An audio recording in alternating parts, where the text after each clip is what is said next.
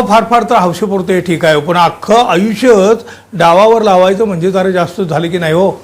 राजकारण हे काय आता सोपं राहिलेलं नाही. निवडणूक लढवायची म्हणजे कोट्यावधी रुपये हाताशी लागतात. कष्टाचे एवढे रुपये खर्च करणं म्हणजे हे काही सामान्य बाब नाही.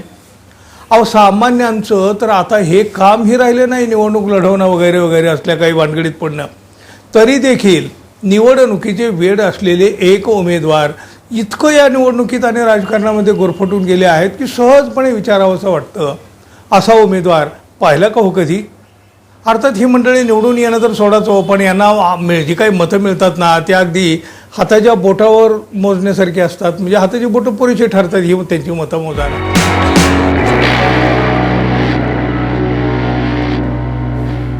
मित्र हो, नमस्कार. एकेकाला राजकारणाचं काय वेड असतं बघा. खरं तर अशा अनेक जण आहेत की निवडणूक आली रे आली की हे हमखास चर्चेत येतात. कुठलीही निवडणूक असो, हे बहादर हमखास कुठल्या ना कुठल्या मतदारसंघामध्ये उमेदवार असतात. निवडणूक ग्रामपंचायतीचा असो किंवा राष्ट्रपती पदाची, यांचे अर्ज दाखल होणारच, हे निवडणूक लढवणारच. अर्थात ते आपटणार हा भाग वेगळा.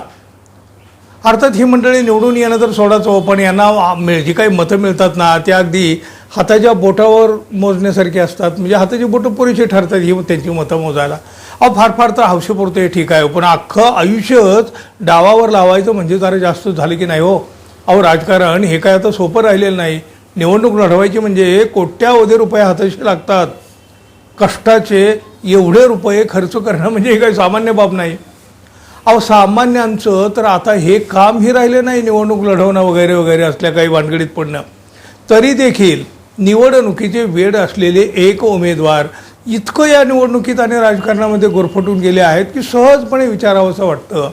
असा उमेदवार पाहिला का हो कधी? ज्यानं आपली 7 एकर बागायत जमीन विकली, मुलंही दुरावली. सगळं काही होत्याचं नव्हतं झालं, पण निवडणुकीचं वेड मात्र यांचं काही कमी झालं नाही. त्यांचं नाव आहे दिगंबर नाईकवाडे. हिंगोली जिल्ह्यातल्या वसमत शहरातील हे कायमचे उमेदवार. 73 वर्षाचं वय आहे या दिगंबर नाईकवाडे यांचं, पण त्यांनी आत्तापर्यंत तब्बल 22 निवडणुका लढवलेल्या आहेत. 22. मागील 50 वर्षापासून हे नाईकवाडे वेगवेगळ्या निवडणुका लढवत आहेत.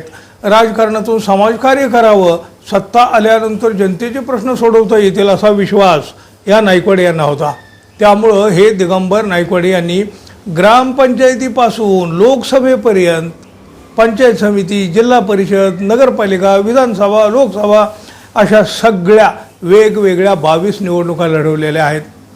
1995च्या काळात विधानसभा निवडणुकीसाठी दिगंबर नाईकवाडे यांनी त्यांचा उमेदवारी अर्ज भरला होता. पण राजकारण वाटतं तितकं सोपं राहिलेलं नाही हो, आणि नसतंही कधीही. निवडणुका म्हटलं की सगळ्यात आधी येतो तो पैसा, आणि नाईकवाडे यांच्याकडे तर पैसा नव्हता. त्यामुळं त्यांनी त्यांच्याकडे असलेली बागायती शेती 7 एकर जमीन विकण्याचा निर्णय घेतला. जमीन विकली. जमीन विकून आलेला पैसा त्यातून त्यांनी निवडणूक लढवली. विजयी झाल्यावर विकलेली जमीन परत घेता येईल असा एक त्यांना विश्वास वाटत होता. त्यामुळं लाख मोलाची असलेली रस्त्याच्या लगत त्यांची 7 एकर बागायती जमीन त्यांनी विकून टाकली या निवडणुकीच्या वेळापायी. त्या जमिनीतून मिळालेला पैसा निवडणुकीच्या प्रचारात कार्यकर्त्यावर खर्च केला. प्रचाराच्यासाठी गाड्या भाड्यानं लावणं किंवा कार्यकर्ते सांभाळणं, प्रचार साहित्य अशा वेगवेगळ्या यंत्रणेसाठी या नाईकवाडे यांनी विविध कारणासाठी हा पैसा खर्च केला. आता नाईकवाडे यांना अपेक्षा होती की निवडणुकीत त्यांचा विजय होईल, विजय झाल्यानंतर ही जमीन आपण परत घेऊ, परंतु तसं काहीही झालं नाही. तेव्हा नाईकवाडे पराभूत झाले. स्वतःकडे असलेली बागायती जमीन देखील गेली, शेती गेली. निवडणुकीतला पराभव तर आलाच अंगाशी. पैसे नसल्यामुळं आता कार्यकर्तेसुद्धा त्यांच्याकडे फिरकायचे बंद झाले. आणि असं असताना सुद्धा नाईकवाडे यांनी त्यांचं हे निवडणुकीची हौस म्हणा किंवा जे काही त्यांचं वेळ असेल ते मात्र त्यांनी सुरूच ठेवलं. तेव्हापासून आत्तापर्यंत हे काम त्यांचं सुरू आहे. आजही या विधानसभेला देखील त्यांनी उमेदवारी अर्ज दाखल केला आहे.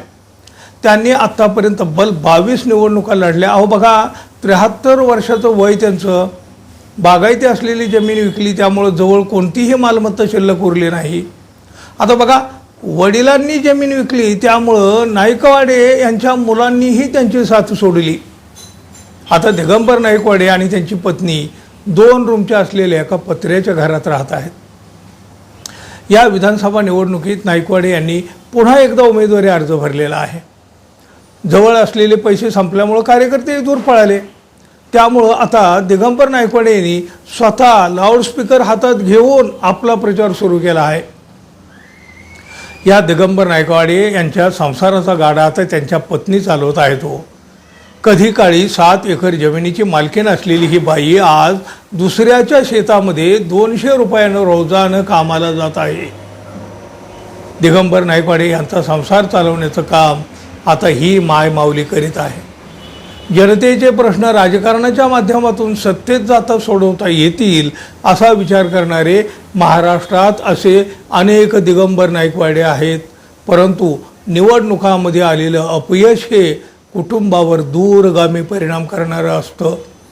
सध्या राजकारणाची बदललेली परिभाषा आणि राजकारण्यांनी राजकारणाचा केलेला चिखल पाहता किती नाईकवाडे आपलं कुटुंब उद्ध्वस्त करतील? काय म्हणाल तुम्ही? हा सगळं राजकारणाचा वेळ, हे सगळे एकूण कसं एक उदाहरण ज्वलंत तुमच्यासमोर मांडलं आहे. मित्रांनो, आपण अजून आपल्या चॅनलवर नवीन असाल किंवा आपल्या चॅनल अजून सबस्क्राईब केलं नसेल तर कृपया सबस्क्राईब करावं ही अपेक्षा आहे. धन्यवाद. पुन्हा भेटू. तोपर्यंत नमस्कार.